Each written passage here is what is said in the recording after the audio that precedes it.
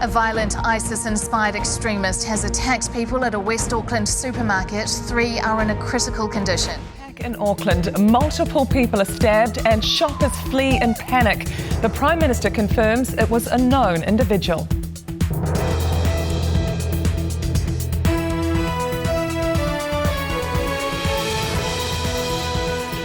Kia ora, good evening. We begin tonight with a terrorist attack in an Auckland supermarket that's left multiple people injured and the alleged offender fatally shot by police. Distressing. A lone man yelling Allahu Akbar ran through a West Auckland supermarket this afternoon, stabbing people before he was shot dead. Witnesses say it was a horrifying experience that came as a complete shock. 6 people were injured in the attack, 3 of them critically. The Prime Minister called the man a violent extremist who was ISIS-inspired. The attack happened in West Auckland at the Countdown supermarket in the Lynn Mall shopping complex. Mike McRoberts has the story. The unmistakable sound of terror, shoppers fleeing for their lives, as emergency vehicles rushed to the scene. This car park went pretty crazy. That's right, Wendy. We've just wrapped up an update from the Prime Minister and the Police Commissioner on this significant story. The man was originally from Sri Lanka. He moved to New Zealand in 2011 and he was on the government's watch list from 2016. So he has been monitored and known to authorities for the last 5 years. Now, the reason he raised suspicion and raised concerns with police and other authorities was because he was viewed as a violent extremist, because of his ISIS-inspired views, and because of his violent ideology. He was known to the Prime Minister. Here is what Jacinda Ardern had to say. And then we were waiting outside of the pharmacy, still inside the mall. And then we heard that someone was getting stabbed and everyone kind of panicked, but everyone was just sitting down. Everyone was pretty calm. And then we heard about like 6 or 7 gunshots and everyone just like kind of freaked out. Everyone ran into the pharmacy. Multiple gunshots were heard, and later police confirmed the man was shot dead. Of his 6 victims, 3 are in a critical condition and 2 in a moderate condition. The Prime Minister leaving little doubt this was a terror attack. This afternoon at approximately 2:40 p.m, a violent extremist undertook a terrorist attack on innocent New Zealanders in the New Lynn Countdown in Auckland. Other shoppers tried to stop the man before he could hurt anyone else. A lot of people ran up to me and said, just run, just run. There's a guy there stabbing everyone. And then I walked to the next aisle and I saw a lady lying on the floor. And then I saw the guy with the knife and he's like, Allah, Allah, with the knife up like that. They say it was an undercover cop who put an end to the trauma. As he had done before, he obtained a knife from within the store. Surveillance teams were as close as they possibly could be to monitor his activity. When the commotion started, 2 police tactical operators from the STG moved to his location and engaged him. When he approached them with the knife, he was shot and killed. And Mike joins us now from New Lynn. Kia ora, Mike. If the terrorist was being so closely followed by undercover officers, how was he able to attack others before officers stopped him? Kia ora, Melissa. Well, we heard from the Police Commissioner, Andrew Costa, there, say that the attacker had been under surveillance for some time and was very surveillance aware. So the police detail that was following him, that were following him today, couldn't get too close for fear of tipping him off. They were close enough to hear the attack begin and close enough to end it in 60 seconds. But look, that will come as little comfort for the 6 he wounded today, including the 3 who are in critical condition tonight. Mike, this has all come as a terrible shock to all New Zealanders, but in particular those out west. What is the mood out there like tonight? He is one of them, so she was aware of that.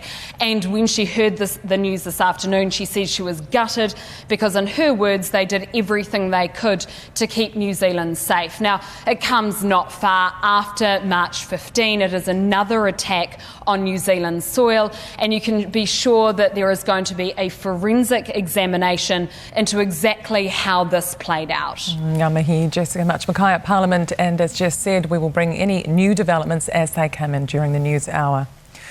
Well, the attack created panic for numerous shoppers at the mall. Here's Jordan Rudd with how it all unfolded and a warning some viewers might find her report upsetting.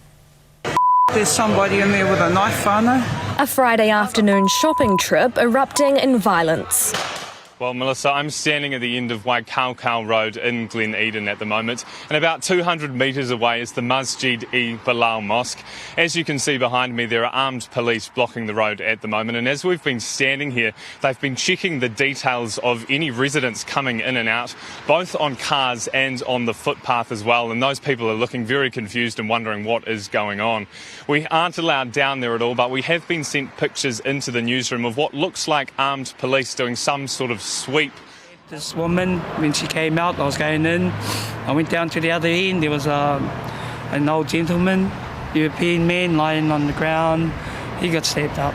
The Sri Lankan national took a knife from the store and stabbed several people before being shot and killed by officers who were following him. He was closely watched by surveillance teams and a tactical team to monitor his actions and behaviour. 2 undercover police came past and I knew they were.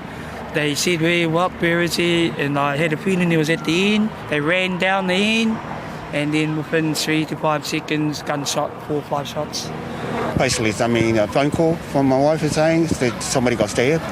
Yeah, there was so many police around. It was chaos. It was sort of chaos that happened. There was so many bangers. Like the food was down or whatever. Or cans was dropping on the floor and all that. There was so much noise.